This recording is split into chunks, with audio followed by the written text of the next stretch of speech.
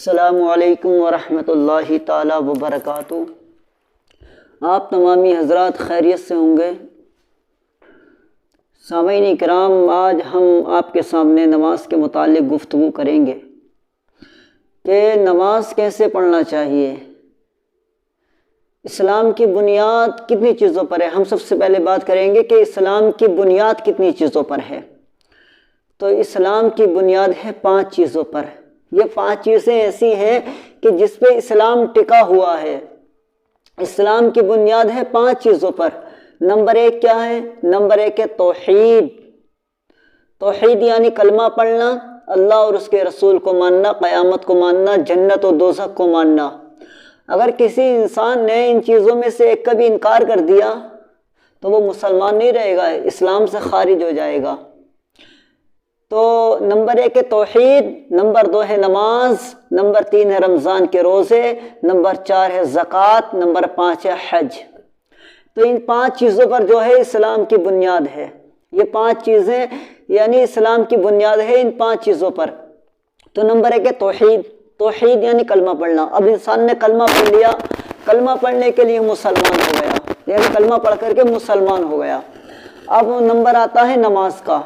توحید، نماز۔ نماز کا نمبر آتا ہے تو نماز کیسے پڑھنا چاہیے؟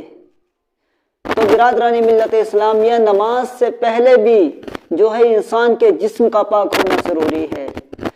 جسم کا پاک ہونا ضروری ہے اور کپڑوں کا پاک ہونا ضروری ہے۔ تو ہمارا جسم اور کپڑے پاک ہیں، پھر اس کے بعد میں جو ہے ہم نماز پڑھیں گے۔ جب نماز پڑھیں گے سامعین اکرام، تو نماز کیسے پڑھنی ہے؟ مثال کے طور پہ ہم پڑھ رہے ہیں ظہر کی 12 رکعت نماز، 12 رکعت نماز پڑھ رہے ہیں۔ تو 12 رکعت جب نماز پڑھ رہے ہیں تو اس میں سے ہمیں کیا پڑھنا ہے؟ پہلے پڑھنا ہے ہمیں سنتیں۔ پہلے پڑھنا ہے سنتیں، 4 سنتیں پڑھیں گے، کیونکہ ظہر کی سنتیں جو ہیں وہ موقدہ ہیں، وہ پڑھنا ہی ہیں۔ ظہر کی سنتیں موقدہ ہیں اور فجر کی سنتیں موقدہ ہیں، باقی جو سنتیں ہیں وہ غیر موقدہ ہیں۔ تو ظہر کی 4 رکعت سنتیں پڑھیں گے، پھر 4 رکعت سنت پڑھنے کے بعد میں جو ہے 4 فرض پڑھے جائیں گے۔ 4 فرض پڑھیں گے۔ اگر امام صاحب یعنی جماعت کے ساتھ نماز پڑھا رہے ہیں تو امام صاحب کے پیچھے پڑھیں گے۔ اگر جماعت نکل چکی ہے تو ہم اپنے الگ جو ہے 4 فرض پڑھیں گے۔ پھر اس کے بعد میں کیا پڑھیں گے؟ پھر اس کے بعد میں پڑھیں گے 2 سنتیں 2 نفل، 2 سنتیں پڑھیں گے، 2 نفل پڑھیں گے۔ تو برادران ملت اسلامیہ، ظہر کی ہم نے نماز پڑھنے کے لیے جب گئے ہم مسجد کے اندر، تو ہم سب سے پہلے جو ہے 4 رکعت سنتیں پڑھیں گے۔ تو 4 رکعت سنت پڑھنے کا طریقہ کیا ہے؟ 4 رکعت سنت پڑھنے کا طریقہ یہی ہے کہ ہم گئے اور جانے کے بعد میں سیدھے کھڑے ہو گئے۔ اب سیدھے کھڑے ہونے کے بعد میں ہمیں نیت کرنی ہے۔ نیت کی میں نے 4 رکعت نماز سنت رسول اللہ کی سنت، اللہ تعالیٰ کے لیے منہ میرا کعبہ شریف کی طرف، اللہ اکبر۔ 4 رکعت سنت کی نیت کری، اور نیت کرنے کے بعد میں نیت جو ہے وہ دل کے ارادے کا نام ہے۔ دل کے ارادے کا نام ہے جو ہے نیت۔ تو نیت کری، نیت کرنے کے بعد میں ہم کانوں تک ہاتھ لے کر کے گئے، اور لے جانے کے بعد میں جب ہم کانوں پہ ہاتھ لے کر کے جائیں تو ہماری نظریں جو ہے وہ نیچے ہونا چاہیے، سجدے کی جگہ پہ جو ہے ہماری نظریں ہونا چاہیے۔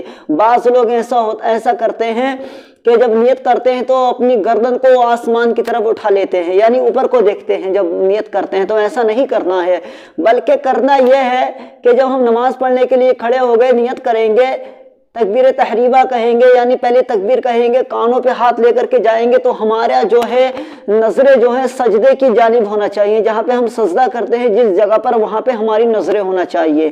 ہم نے نیت کری، یعنی تکبیر تحریمہ کہہ کر کے ہم نے ہاتھ باندھ لیے، یعنی تکبیر کہہ کر کے ہاتھ باندھ لیے ہم نے۔ ہاتھ باندھنے کے بعد میں جو ہے ہمیں کیا پڑھنا ہے؟ ہمیں پڑھنا ہے ثنا سبحانک اللہم وبحمدک وتبارک اسمک وتعالی جدک ولا الہ غیرک۔ ثنا پڑھ لی۔ ثنا پڑھنے کے بعد میں ہم پڑھیں گے الحمد شریف۔ الحمد شریف پڑھ لی۔ الحمد شریف پڑھنے کے بعد میں پڑھیں گے الم تر کیف فعل ربک باصحاب الفیل۔ اس سورت کو پورا پڑھیں گے۔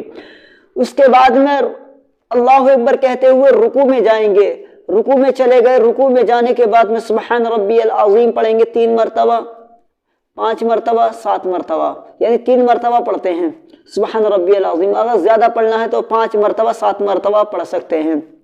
پھر اس کے بعد میں سمی اللہ لمن حمیدہ ربنا لک الحمد کہتے ہوئے کھڑے ہو جائیں گے، کھڑے ہو گئے، کھڑے ہونے کے بعد میں جو ہے سجدے میں جائیں گے۔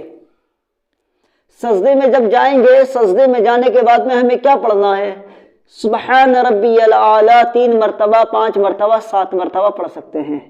تو 2 بار سجدہ کریں گے، دونوں بار اسی طرح سے جو ہے ہمیں سبحان ربی الاعلیٰ پڑھنا ہے 3 مرتبہ، 5 مرتبہ یا 7 مرتبہ۔